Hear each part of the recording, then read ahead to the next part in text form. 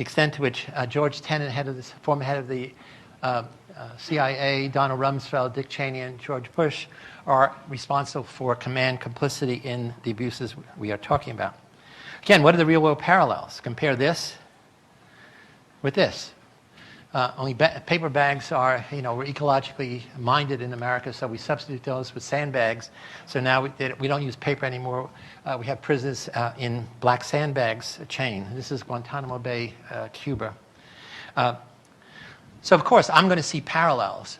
But James Schlesinger, who was a former Secretary of Defense, he headed one of these investigative reports. And let me just take a minute to say what the parallels that he sees. The potential for abusive treatment of detainees during the global war on terrorism was entirely predictable based on a fundamental understanding of the principles of social psychology, coupled with an awareness of numerous known environmental risk factors.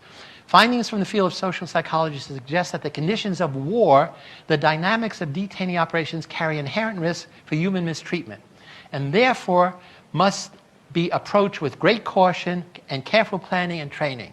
No training, no caution, no careful planning.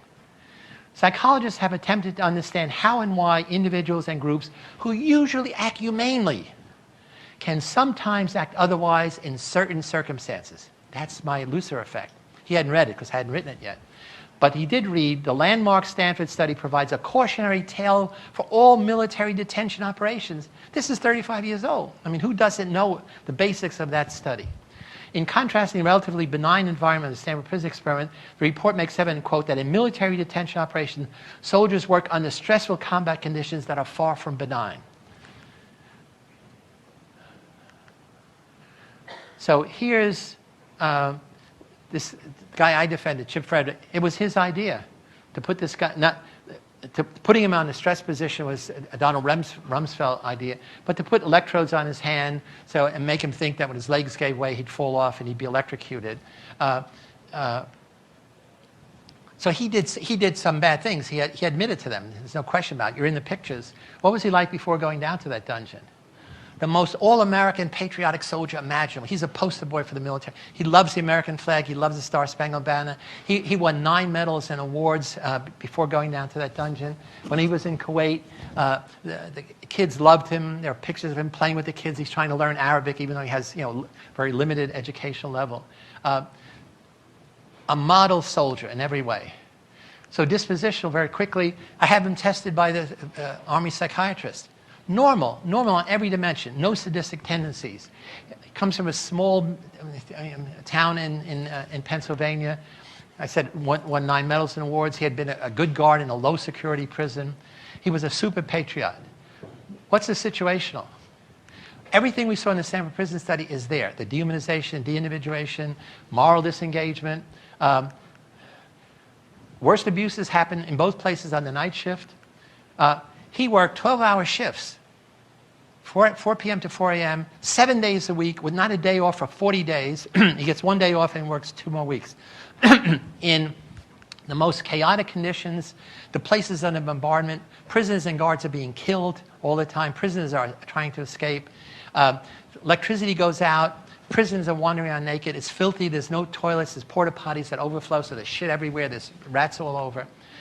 And he's in charge now of 1,000 prisoners, 12 Army reservists, 60 Iraqi police who are smuggling weapons in.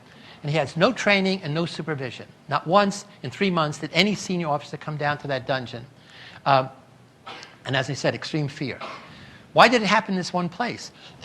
This was the place where the CIA and military intelligence did their interrogation of high-value detainees, of people they thought were connected to al-Qaeda. And then what happened is when the insurgency started, that our military and our military command had not a clue about, they started arresting whole families, men and women. There were children here as well. And they didn't have any information to give. So the CIA and the military intelligence and civilian interrogators put pressure on these military police, Army reservists. They're not real soldiers, they're weekend soldiers. To soften them up, to take the gloves off, to prepare them for interrogation. So they give them the permission to do whatever they wanted to do to soften them up. They just went a little too far, and they took the trophy photos. So who's responsible for creating and maintaining these conditions? Using dogs to induce fear? nakedness of prisoners, extreme stress and fear imposed, sleep, food, sensory deprivation, concealing illegal practice from Red Cross. There were 21 murders in military prisons in Iraq, Cuba, and Afghanistan. Not Chip Frederick or any of those MPs on the night shift. All of these were standard operating procedures that I outline in my book that came directly from Donald Rumsfeld in a memo of acceptable techniques of interrogation.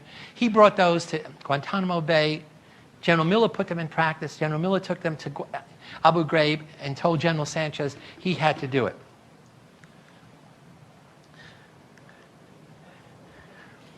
One of the reports is by a General Fay.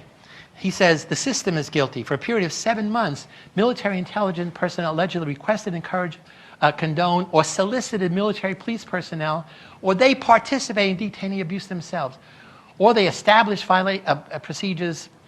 They violate established procedures. The abuses would not have occurred had military doctrine been followed and mission training conducted. It was the environment created at Abu Ghraib that contributed to the occurrence of such abuse and the fact that it remained undiscovered by higher authorities for a long period of time. Who was watching the story? It was not one day. It was months and months that these things went on. General Fay and General Jones get together on their report. They said there are 7 factors leading to this abuse. Only one was dispositional. The character structure of these soldiers. 6 are situational or systemic. They say, looking beyond personal responsibility, leader responsibility, command responsibility, systemic problems and issues also contributed to the volatile environment in which abuse occurred. Alexander Solzhenitsyn, who was himself a prisoner in Gulag's, in Stalin's Gulag archipelago, says, the line between good and evil cuts through the center of every human heart.